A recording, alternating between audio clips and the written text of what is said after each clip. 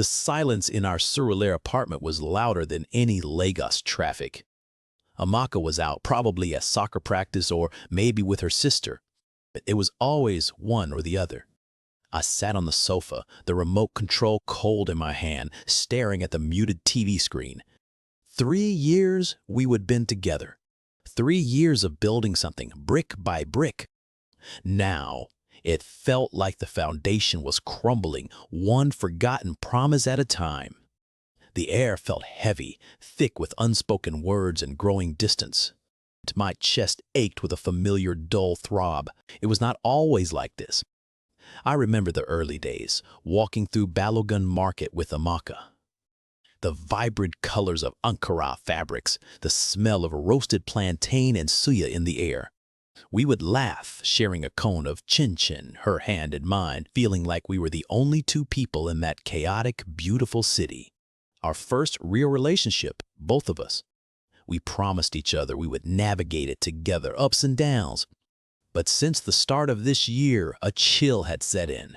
A subtle, creeping coldness, especially in our intimacy. We still hugged, kissed, touched, but the spark in the bedroom? It had dwindled to almost nothing. At first, I did not mind too much. My sex drive was never sky high. But then, during one of our intimacy talks, Amaka dropped it. "Tunde, you need to work on your cardio," she said, her voice light, almost casual.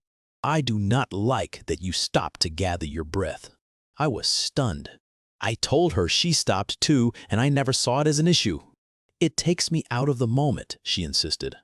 "You need to work on your health." Cardio? My health? I have never considered myself unhealthy. I eat well. Amaka, with her competitive soccer, was naturally leaner. But this? It felt like a low blow. Still, I bought a treadmill, placed it right in our small living room. Every evening after commuting from my office in Ikeja and before hitting my books, I would do my 30 minutes. Sweat pouring, heart pounding. I thought it would fix things. Instead, every time the intimacy discussion came up, it was the same line. Better cardio, Tunde. More drive, more intimacy. Her constant talk about my health had the opposite effect. I started feeling self-conscious. Ashamed even. Being naked around her became uncomfortable. I tried to tell her this, how her words made me feel. She apologized, said she would keep it to herself. But the damage was done. And the other issue? Time. "We need to make time for each other, Tunde," she would say. I agreed, wholeheartedly. But my days were a grind, full-time job, then studying for my professional exams. I got home late most afternoons, rushing to cook dinner. And her schedule? Soccer practice, too, sometimes 3 days a week, not home until 9 p.m. On other days, dinner at her parents' place in Maryland or out with her sister. Weekends were a blur of soccer matches she played or watching her friends play. 6, 8 hours a day. Then hanging out with family. "You need to make time for us," she would tell me. "Stop playing video games or reading your books so often." I would counter, "Amaka, you need to make time too." She would brush it off. "I am home by 9 p.m. That is plenty of time." For what, exactly? Staring at the ceiling? The pattern of her forgetting our plans became a regular occurrence. I would suggest something, we would agree. Then, last minute, she would have made other plans.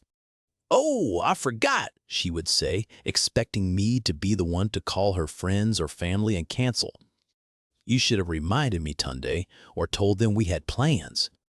I would find myself making excuses, feeling like the bad guy, while she just shrugged, carefree. The resentment festered. It felt like I was the only adult in this relationship, constantly managing expectations and protecting our non-existent couple time. Then came the beach trip idea. For weeks, I would dreamed of a simple day out, just us, at Lekki Beach. Kick a ball around, like old times.